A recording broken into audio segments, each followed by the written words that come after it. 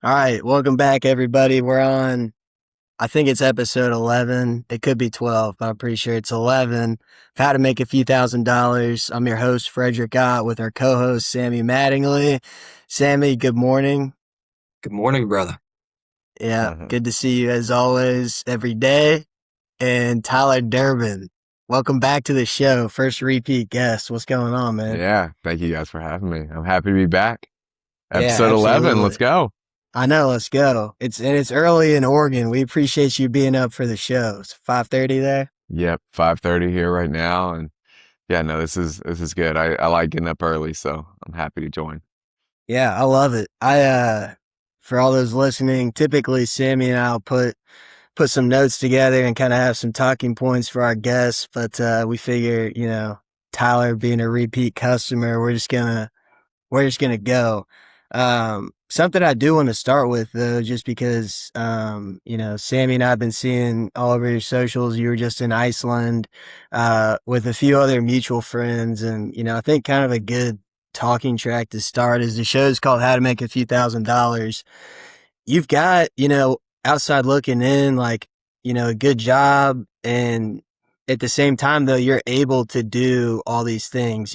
We see you hike these mountains, go to Iceland, go to Europe, take all these trips, and I think a lot of people out there may not think either that's possible, or they may think that trying to find a job that kind of can enable you to do that. I feel like a lot of people think maybe they got to retire, or wait for some big moment in their life before they can take those kinds of trips. So maybe if we just want to start there and you kind of talk about that.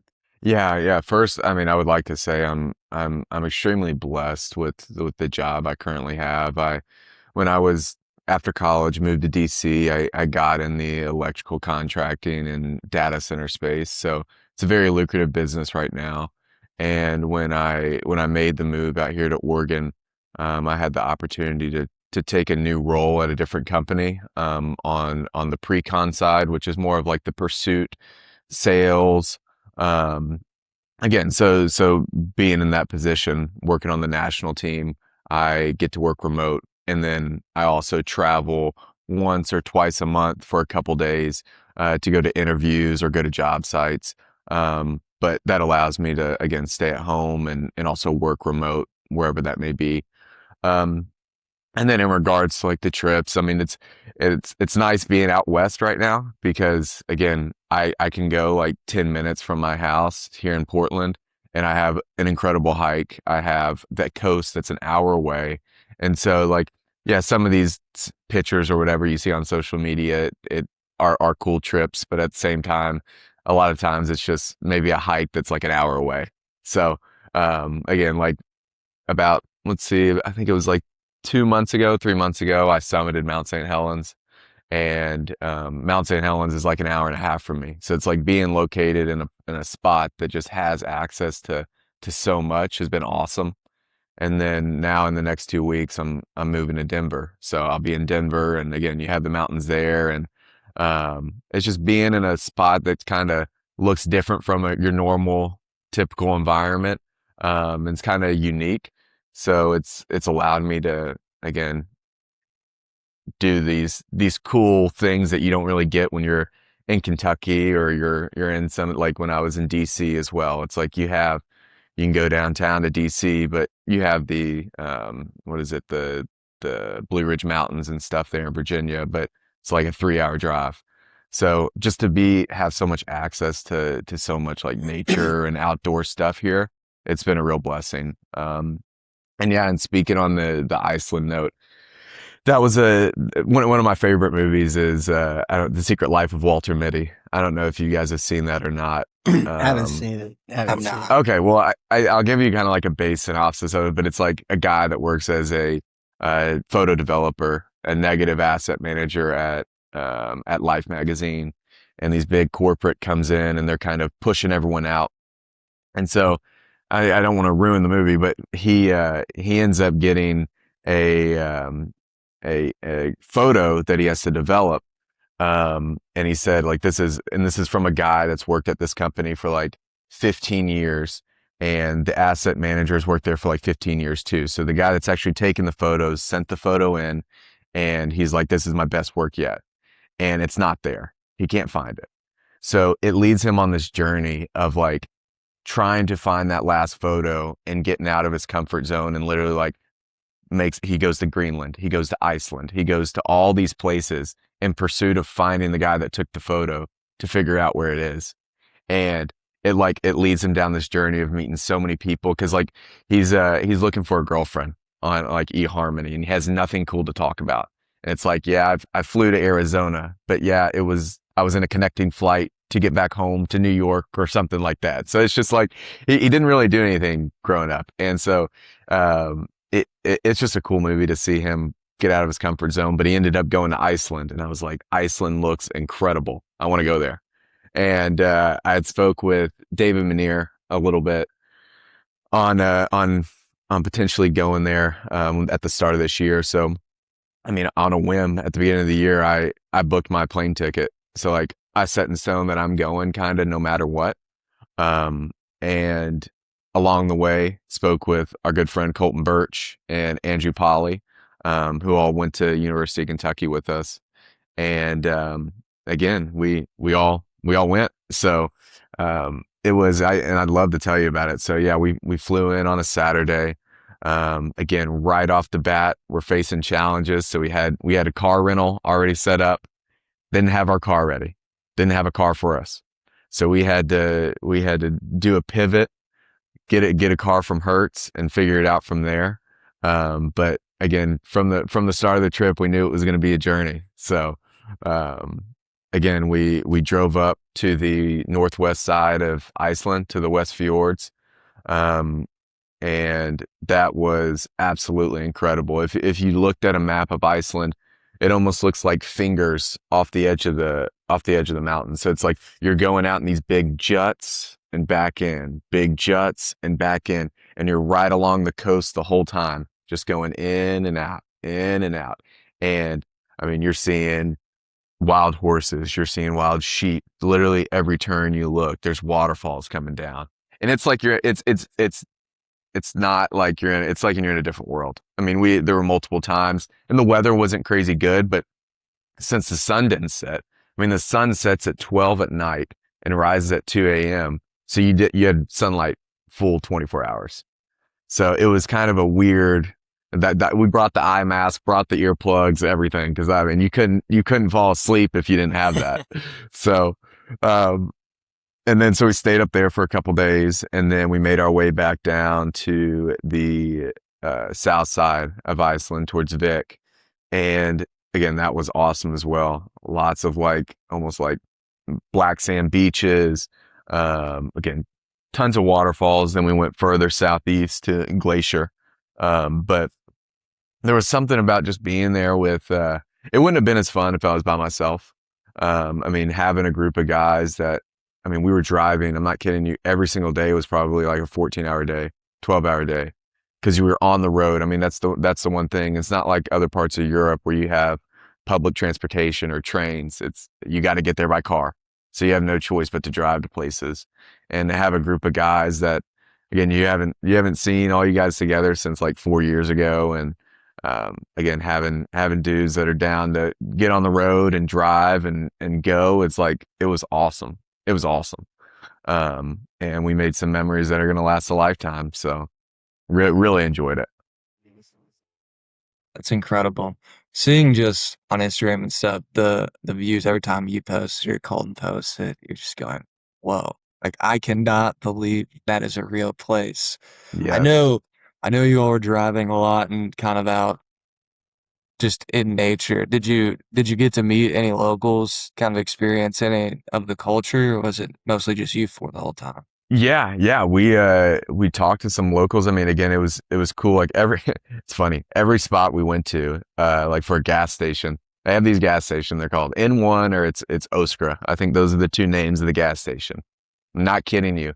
They had the best hot dogs I've ever had in my life. Best hot dogs. And you go in there, you get these bacon wrapped hot dogs. They put like these onions and then like the crispy onions on the bottom. And then they have the best sauces in the world. And like I mean, of course, it's like expensive to go there. Like, I mean, the food wise and all that stuff. But we were like, every gas station, we're getting a hot dog. And we pretty much did that the whole trip. And it was awesome. But you talk to the locals there, you're like, I mean, I'm walking in, I'm like, we don't have this in America. We don't have this in America. I'm like, and the people there just loved it. They loved when I would say that. They thought it was so funny. And, but no, yeah, it was cool. I mean, we talked to some people at some spots. I mean, it's hard to, they know English, I would say somewhat well because, again, a lot of tourists and stuff there, but Icelandic language is a little difficult to understand at times. And when we went to some of these pretty like remote spots, people didn't really know what we were saying. It was just hello. They know hello, but but but no, it's again, it's nice going with familiar faces because again, you feel definitely more comfortable in those types of environments. And yeah. Yeah. So it was a great time. We got to meet, it was really cool. They had this, you could look it up on like Instagram or TikTok, but they have this crepe spot, that I think they opened up like 3 or 4 years ago, but they've gone super viral on like Instagram and TikTok. Dude, they have like the best crepes I've ever had. Like I've never even eaten many crepes. I think I've had it once before, but Same. they were incredible, incredible. And they had some actually like really, really good food. We got a burger one night. This was actually awesome. So we'd gotten to our second Airbnb late one night, and again, we were close to one. I don't remember the name of the waterfall, but it was like a 30-minute drive, 25-minute drive, which was relatively close from where we're driving 3 to 4 hours to go to the West Fjords and stuff. And so we got to our Airbnb and it was like 9 o'clock, and we're like, we're just going to stay out late because there's no tourists and it's still light out. You could see perfectly fine out. And so we went to this waterfall. And again, super awesome waterfall. I don't remember the name of it, but if you looked on like my Instagram, it's one where I'm like standing under it and you couldn't even see my face. My face was so dark because it was so gray out and stuff. You couldn't really see my face in it. But that's the one we went to that night.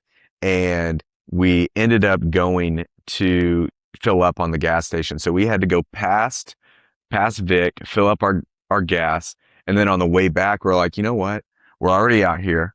Let's do a stop at that crashed airplane site.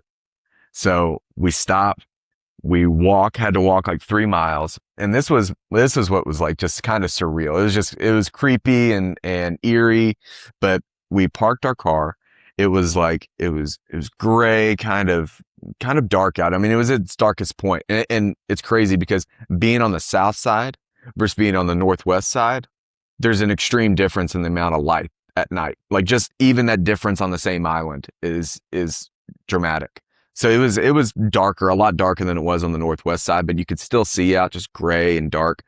And we get out and we're like, we want to see this plane. We couldn't see it from the road, and usually you can. And so like we were going to be surprised. So we park our car, we start walking. I mean, it's pouring rain. It's like, I mean, honestly, we're miserable. I mean, we're holding our hands in our pockets, like just walking down this little road. Nobody's out, but we end up getting to the very end of it, and you like look left, and it's like out of a movie, but you just see the plane sitting out there. And then you kind of like run the thoughts through your head. You're like, I'm in Iceland right now. I'm like literally in the middle of nowhere we're by ourselves looking at this plane. You see in the background, like the ocean waves. And these are like 15-foot ocean waves smacking the beach. And it was just awesome. It was awesome. And, again, having that sight all to ourselves, like got to walk around it. You walk right inside the plane. You can walk on top of it. And it was just awesome. There's experiences that you don't get really anywhere else. So really cool time. I don't know, Sammy, you probably got similar thoughts. It's green lights. It sounds just like green lights. Tyler, have you read that? No, I've heard great things about it. I haven't read it. It's right up your alley, man. It's right up your alley. Sammy, you've read it like 3 times, haven't you? Yeah, I read it for the 3rd time a couple weeks ago. You would love it, Tyler. I think it's going to be an annual read for me. Okay. It's one of those books you can glean something each time you read it. Like you kind of see it in a different light depending on where you are in life. It's fantastic. And what is it about, like, like McConaughey in that book, like Tyler's saying, he's all these life experiences, and I don't know, I feel like a lot of us are very goal oriented. We kind of talked about this last time, and we kind of grow up that way where you have these like tangible, if you want to call them, like milestones, like promotions or amount of money earned. But then there's these intangible, like life experiences that I feel like that's like what Green Lights is about. And like Tyler, that's kind of what you're doing. Like you've got, you're going on these trips, and I don't know what it is about those. I feel like they're so pivotal in, our lives, especially just being, still pretty new out of college and growing up. Yeah. Yeah, I mean, I would like to say, I mean, again, I'm very blessed too and younger. And I think this is what sparked a lot of my interests, especially like in out west and like kind of moving out here. And then the travel side has kind of like come a little bit. But I mean, being younger, every summer it was like I've always liked hiking ever since I was little, but during the summer, instead of going down to Florida, our whole family would usually make the effort to come out west. So we went to like Jackson Hole. We've gone to like California. We did a trip up to Alaska, and a lot of that, of course, when I was younger. But it's like it just kind of sparked something in me and I love, and I'll be honest, I love Kentucky. Like Kentucky has given me so much. Again, I have nothing bad to say about Kentucky. I'm so super proud when I talk to people and tell them I am from Kentucky. And again, my whole family's been from there, like my grandfather, grandparents. My dad's side grew up in Eastern Kentucky. My mom's side, they grew up in Michigan, but currently live in Louisville. So I love Kentucky, but the West and the mountains and the air and the wildlife, it just did something to me when I was younger and came out there. Like it made me want it more. And again, I think there's been people that I've followed on Instagram that I would say 2 years ago kind of also helped spark some interest. Like there's some cool guys on Instagram, like his name's like Alfie. He's got some cool stuff and kind of was like start filming some of your journey and all that. And I've liked taking photos. Like when I was again in college, I went on a spurt that I was like, again, going outside, taking photos, like borrowed my mom's Canon camera. So I've liked like documenting stuff, but I've always had kind of like, why do people take photos of themselves at the gym? And like, it's funny now I'm the one that's like can you take this photo of me? Can you take this photo of me? And so like, I'm becoming the person that I didn't like at first. But again, and then it's slowly like you kind of move into the area that's like, you know what? Good for them. Or if they're whatever, like you kind of fall into the side that like, I don't really care what people are thinking in here. I mean, I walk in the gym and wear flip-flops, kind of like those type of flip-flop shoes that you see. And I know I get looks and people make fun of me, but I don't really care. And I just think that the traveling when I was young has just sparked it in me. And being that I have a job now that I can work remote and then have the opportunities to go and do these things, it's just prioritizing. I mean, if you prioritize it, you can do it. And again, save money, all that stuff. It just takes some planning sometimes. So yeah. What do you think was the first? I know you mentioned a little bit ago that you summited Mount St. Helens, and you have all these. I think mini adventures are a big thing right now. You have all these mini adventures just like within an hour and a half of you. For someone that kind of wants to start doing that, what's the first step to just, even if you're in Kentucky, like there's more to do than just like watch TV or Yeah, on weekends. Like a hundred what's the percent. first step to kind of like changing your mindset? 100%. I mean, I think that again, not all people like gravitate towards like a nature type of mini adventure. Like some people like, again, for example, in the gym, that they go on a journey of doing like an Ironman, or they go on a journey on doing a triathlon or something.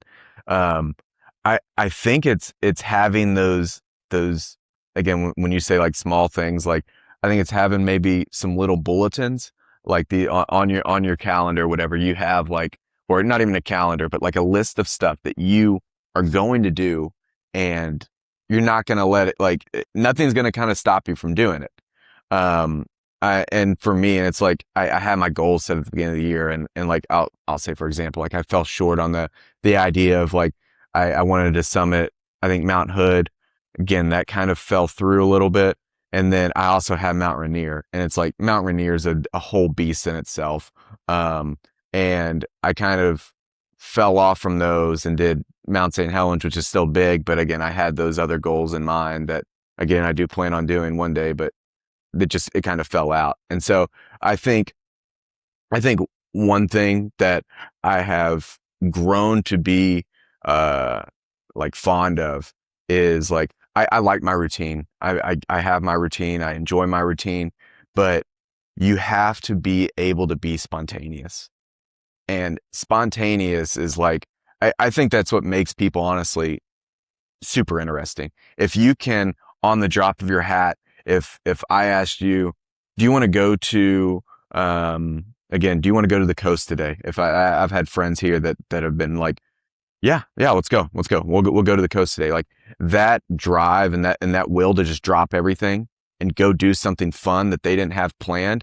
That is what I think separates like the people that have to have everything completely in order before they go do something. And just like, it's like stuck in the planning phase. And I think you guys have probably heard that on your end too. It's like, again, when you're starting a business or whatever, you can get stuck in the planning phase, just take the action, and then you can refine it later. But you just got to take the first steps. I mean, so many people are just worried about like getting things so in order that just go and do it. Just go.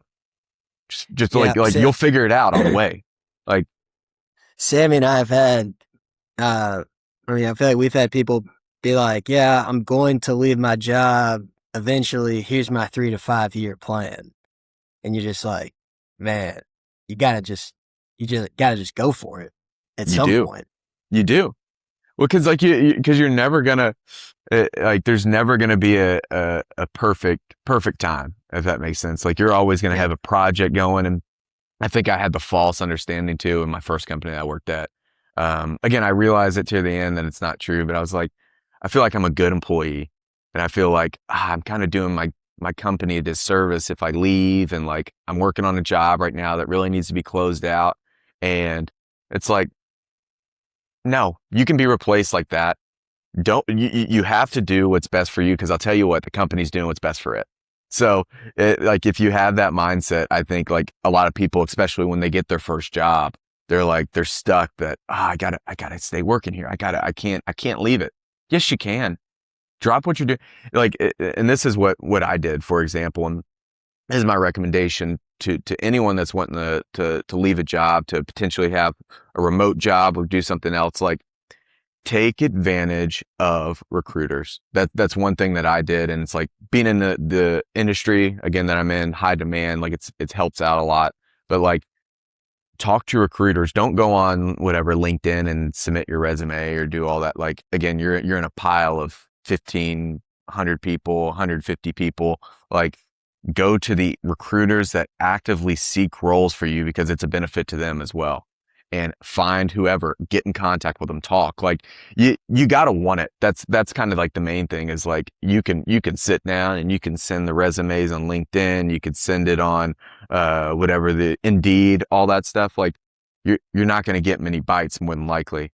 But like, you have to want it. You have to make the calls. You have to get in contact with the right people. Use your connections from school. Use all these people. Like, if you want it, you can get it. You got to go after it. So That's a great thought. There's a guy in the accounting industry here that I met when I was working my first job, and I called him once we started this just to like catch up. I'm honestly not looking for a job, and that was the first time I'm like, oh my gosh, like this guy is like, he just wants people so he can put into all these jobs.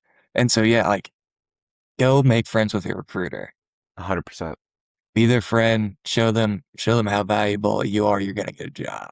correct. Great I advice. I had the same reaction to that, Sammy. I mean, I've never actually. I don't think I've heard anybody say that. Like, I only hear people complain about how hard it is to get a job. I actually don't think I've heard somebody be like, I talked to a recruiter before, but it's like, so duh, go talk to a recruiter. It's like their job is to get you a Hmm. job. Yeah. That's And crazy. another thing too is like, say for example, you can't find a recruiter is like y- LinkedIn is a great app and a great, again, website that you can connect with a lot of people. Like, don't be afraid to send the DM to someone that's works there or whatever. Can we talk further about a role? I just think people are sometimes are too, like, especially I would say guys like younger or women younger coming out of like sometimes just afraid to, like, you're being an inconvenience or it's weird to DM someone Yeah. on LinkedIn or whatever. Like, do it. Do it. Hey, like, again, it shows initiative. It shows action. Like, there's so many people, I would say, um, our age that just aren't doing those types of things. And like you said, Fred, I mean, you hear so much about, I sent 1,000 resumes in. I haven't gotten a bite yet. That's like, I'm sorry, but that's a you problem. You need to either, it is. You need to It either get a better is. resume together. I mean, you need to reach out. You need to like, you need to take the action. Like, that's not enough for me. It's like you got to want it, and you got to go get it. So Yeah, I was never gonna win the resume game with a UK business degree and a 3.3 GPA. I was not a game I was gonna win. It was not. Oh man. All right. Well, I think we got a wrap here in a minute, but I don't know, Sammy. I kick it to you for any closing thoughts.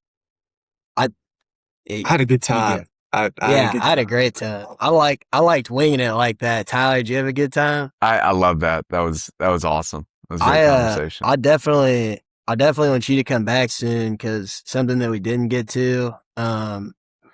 I think between us three and Sammy, I know you've been to Europe, but just kind of more like a personal finance discussion related to travel because that's like a tangible. If we're talking tangibles and intangibles, where I feel like people are like that's too expensive or I can't swing that. You know, both of you guys have gone and made it work, so maybe the next time, Tyler, you come back, we can talk about that and some other fun stuff. Of course, of course. Yeah, I'd like to at some point here in the near future when I come back to Kentucky, maybe we do an in-person one. That'd be awesome. Oh, I'd love that. I'd Let's do love it. that. Yep. If you're here before February, you can swing by the current office. We can rent some shared conference room space Yep. and run it from there. All right. Well, everybody listening, we really appreciate it. That was episode, like I said, I think it's episode 11. It might be 12. Actually, I think it's 12. How to make a few $1,000s from your host, Frederick Gott, co-host, Sammy Mattingly, and special guest, Tyler Durbin. Durbin, we always love talking to you. Take it easy, brother, and we'll see you next time. Sounds good. Thank you guys. All See right. ya. See you, boys. Yep. See y'all.